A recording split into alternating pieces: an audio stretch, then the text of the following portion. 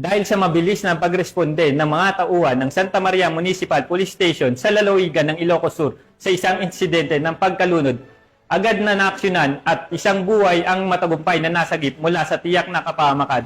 Narito ang magandang balita na ihahatid ni Police Staff Sergeant John Del Supremo.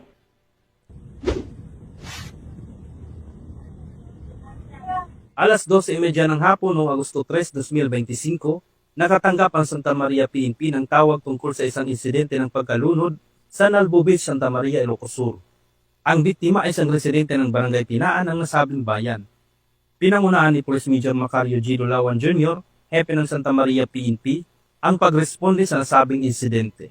Agad namang tinulungan ni Police Chief Master Sergeant Larry P. Bundami ang biktima at nagsagawa ng CPR na naging resulta sa muling paghinga ng biktima. Sa tulong ng mabilis na aksyon ng Santa Maria PNP at ng mga residente, naibalik ang buhay ng biktima at agad siyang dinala sa ospital ng MDRRing team upang mabigyan ng tamang medikal na atensyon. Ang ginawa ni Police Chief Master Sergeant Bundami ay nagpapakita ng tunay na dedikasyon sa serbisyo at pagmamalasakit sa kapwa. Ang kanyang aksyon ay isang halimbawa ng pagpapalaga ng PNP sa pagtulong at pagprotekta sa mga tao. Dahil sa kabayanihan ng mga kapulisan at ng mga residente, ang biktima ay nasa ligtas ng kalagayan. Isang patunay ito ng matibay na relasyon ng pulisya at komunidad na sa oras ng pangangailangan, sila ay laging handa at nagtutulungan. Mula dito sa PKJ Ilocos Region, ako ang inyong PNN correspondent, Police Staff Sergeant John Del Supremo, alagad ng batas, tagataguyod ng Balitang Pulis.